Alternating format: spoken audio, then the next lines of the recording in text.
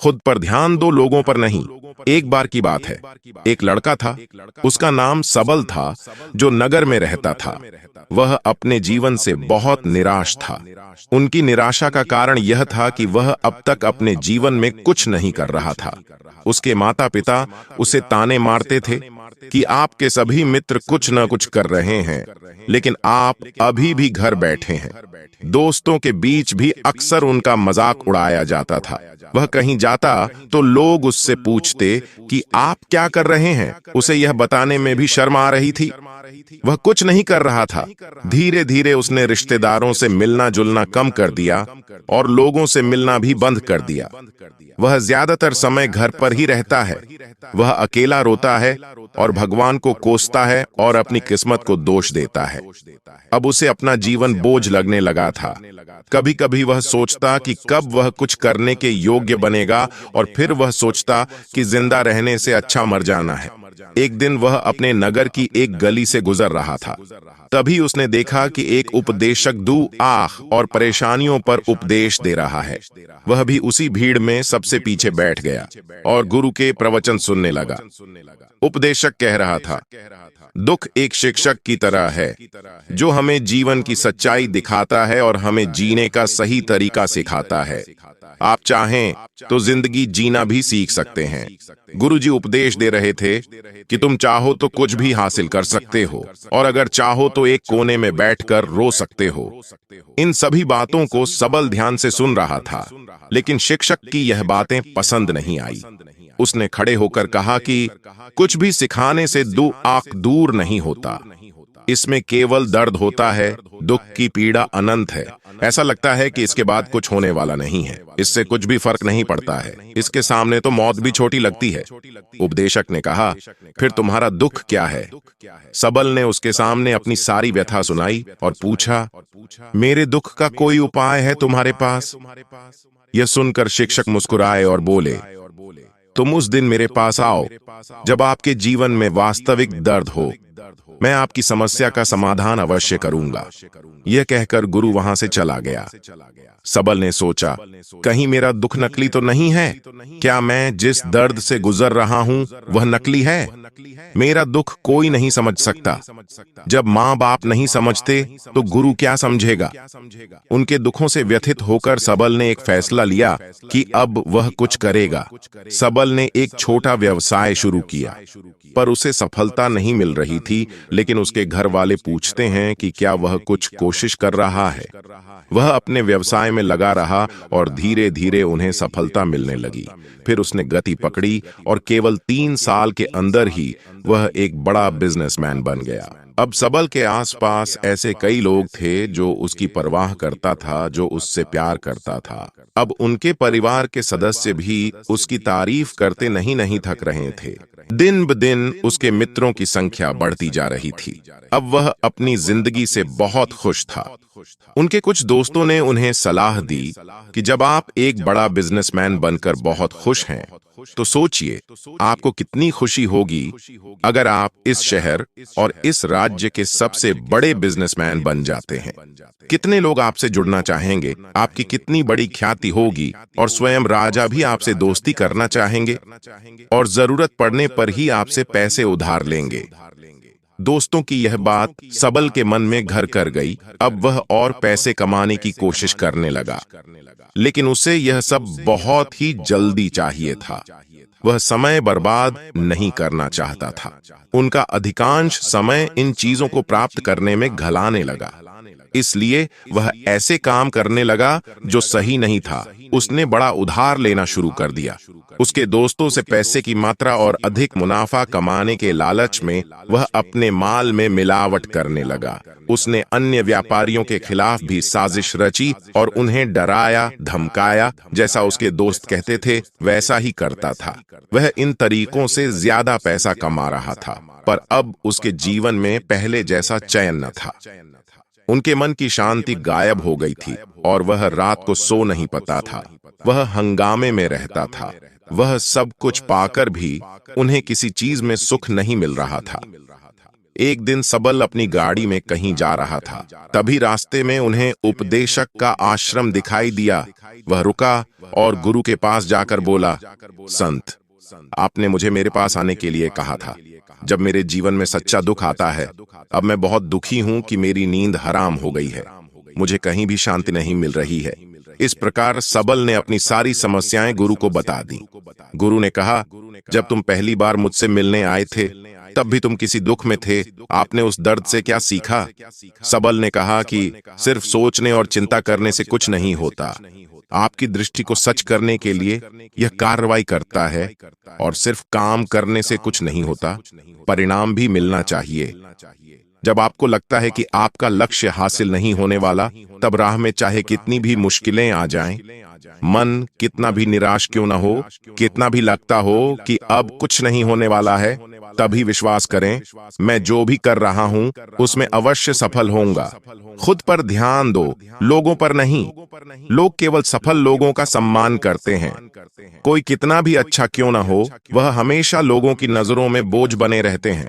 यह सब सुनकर उपदेशक मुस्कुराया और बोला, जब आपके पास है तो यह वास्तविक दुख नहीं है। अपने जीवन में वास्तविक दुख आए तब मेरे पास आओ, मैं उसे ठीक कर दूंगा। सबल ने जाते समय साधु को सोने के सिक्कों से भरा घड़ा भेंट किया। घड़े को देखकर गुरु ने कहा कि यह मेरे किसी काम का नहीं है। उस पेड़ के नीचे गड्ढा खोदकर गाड़ दो। सबल ने घड़े को पेड़ के नीचे दबा दिया, जैसा कि गुरु ने बताया, और वहां से चला गया। कुछ दिनों से कारोबार ठीक चल रहा था, लेकिन व्यापार के गलत तरीके के कारण धीरे धीरे उसे व्यापार में घाटा होने लगा। उसकी सारी दौलत धीरे धीरे खत्म होने लगी, और एक दिन ऐसा भी आया जब उसके पास कुछ भी नहीं बचा और उस पर कर्ज का बोझ चढ़ गया था। परंतु वह निश्चिंत था, क्योंकि उसने अपना सारा कर्ज अपने दोस्तों से लिया था।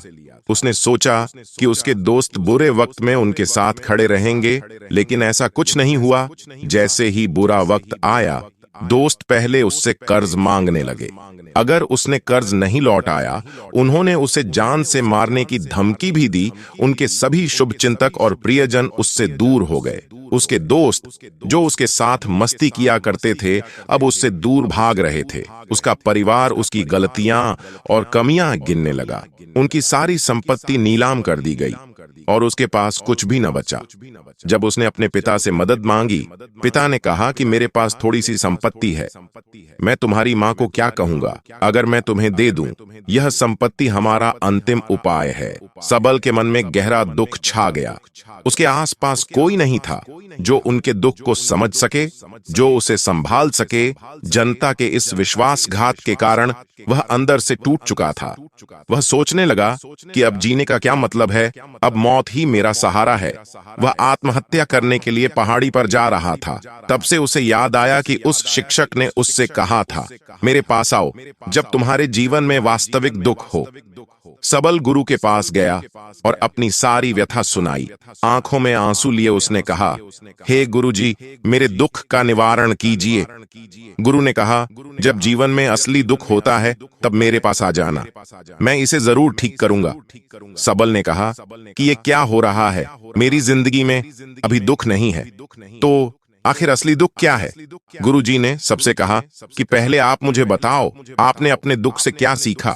सबल ने कहा कि मैंने वह सीखा, जो लोग हमारे जीवन में आते हैं, वह हमारी सफलता और प्रगति के कारण वो हमें धोखा जरूर देंगे, क्योंकि बुरे समय में वे हमारे साथ नहीं खड़े होंगे। वे अच्छे समय में ही हमारा फायदा उठाएंगे और बुरे समय में हमें छोड़ देंगे। उन लोगों पर ही भरोसा करें जो हमारे बुरे समय में हमारे साथ खड़े रहते हैं। लेकिन ऐसे लोग बहुत कम होते हैं, लेकिन जिनके पास है उन्हें उनकी सराहना करनी चाहिए, उनका अपमान नहीं करना चाहिए। मैंने कभी भी किसी के खिलाफ साजिश नहीं रखना चाहिए। अपना काम ईमानदारी और धैर्य से करें और कभी लालची मत बनो। अपने सारे दुख दर्द और अनुभव बयां करने के बाद सबल गुरुजी के सामने आंखों में आंसू ली बैठ गया। कुछ देर बाद साधु उठे और पेड़ के नीचे एक गड्ढा खोदा और घड़ा निकाल लिया। जो सोने के सिक्कों से भरा हुआ था, उसने सबल को देकर कहा, मेरे पास आओ जब तुम्हारे जीवन में वास्तविक दुख हो। सबल ने अपने शिक्षक को धन्यवाद दिया और उसे प्रणाम करके चला गया। उस पैसे से उन्होंने एक छोटा सा व्यवसाय शुरू किया। अब वह छोटा व्यापारी बनकर भी खुश हैं। उन्होंने पूरी लगन और ईमानदारी से कारोबार किया। जल्द ही वह अपने शहर का एक बड़ा व्यापारी बन गया। उनका जीवन सुख सुविधाओं से भरा हुआ था। लेकिन कोई कितना भी अच्छा क्यों न हो, लेकिन जीवन में दुख आता है तो सबल के जीवन में भी दुख आते थे। अपने माता पिता की मृत्यु के रूप में वे दोनों एक ही दिन मर गए। सबल अपने माता पिता से बहुत प्यार करता था, इसलिए उनके निधन से उन्हें गहरा सदमा लगा। वह शवों को ले गया, दोनों को श्मशान घाट ले गया जहां अंतिम संस्कार किया गया। वहां उसने अपने माता पिता का शव जलता हुआ देखा तो उनका मन बेचैन हो उठा। उसके मन में कई सवाल उठने लगे। वह घर वापस आ गया, इसलिए उसने अपने माता पिता के घर और संपत्ति को देखा, जिसके लिए उनके पिता हमेशा लड़ते रहे, आज जो छूटा पड़ा है। जिन्होंने इसकी देखभाल की, इसके लिए लड़ने वाले इस दुनिया से चले गए। उसके पिता ने जो कुछ कमाया वह सब यहीं रह गया। एक दिन पहले तक उसके पिता मारपीट करते थे किसी के साथ उसकी संपत्ति के लिए। आज वो खुद इस दुनिया से चले गए। उसका मन ऐसे अनेक विचारों के बवंडर में था। वह अंदर से अकेला और डरा हुआ महसूस कर रहा था। वह खाली महसूस कर रहा था। उसे लगा कि कुछ है, वह समझ नहीं सका। इसलिए वह गुरु के पास गया। उसे देखकर गुरुजी ने कहा, क्या जीवन में कोई दुख है? सबल ने कहा, वैसे तो जीवन में कोई दुख नहीं है, सब कुछ अच्छा चल रहा है, लेकिन आज मेरे माता पिता का देहांत हो गया है। मैं इस घटना से बेहद दुखी और परेशान हूँ। गुरुजी ने कहा, इसमें दुखी होने की क्या बात है? एक दिन सबके अपनों को मरना है। कोई न कभी जिया है और न कभी रहेगा। एक दिन तुझे भी मरना है। शायद तुम कल ही मर जाओगे या आप आज भी मर सकते हो। सबल ने कहा, क्या कह रहे हो गुरु जी? मैं भी मर जाऊंगा, लेकिन मैं अभी जवान हूँ। गुरु ने कहा कि सब जी रहे हैं इस भ्रम में कि मृत्यु केवल दूसरों को आती है, बड़ों के पास ही आती है। लेकिन जवान और बूढ़े मर जाते हैं, बच्चे मर जाते हैं। मौत का उम्र से कोई लेना देना नहीं है, यह सभी को प्रभावित करता है। शिक्षक ने कहा कि भावनाओं और इच्छाओं ऐसे बिखरे हुए मनुष्य में से निकल आओ, जैसे कोई पत्थर पहाड़ से गिरे जिस पर पर्वत का कोई वश नहीं है, सिवाय देखने के परेशान होना और कुछ खोना। वैसे ही बिखरे हुए मनुष्य की इच्छाएं बेकाबू और दर्दनाक हैं। उसका अनियंत्रित मन इच्छा करता रहता है और कल्पना करता रहता है, और यह दुख देता है। लेकिन जब एक व्यक्ति अपने मन को एकत्र करता है तो वह जो कुछ भी करता है वह उसके नियंत्रण में होता है। फिर उसकी इच्छा से इच्छाएं भी उत्पन्न होती हैं। सबल ने कहा कि आपने मेरे असली दुख का समाधान कर दिया। आपका बहुत बहुत धन्यवाद। अब से मैं खुद को समेटने, खुद को तराशने की कोशिश करूंगा। गुरुजी ने कहा कि मानव शरीर में बहुत ऊर्जा और शक्ति है, लेकिन यह फालतू के कामों में बटा हुआ है, बेकार की बातों में लगा हुआ है। ये एक बहुत ही शक्तिशाली मशीन की तरह है। एक बच्चे के हाथ में रखा जा रहा है और वह बिना सोचे समझे अपनी शक्ति बर्बाद कर रहा है और बिना किसी नियंत्रण के। इसीलिए इस शक्ति पर ध्यान दें, अपनी चेतना, और इसे इकट्ठा करें।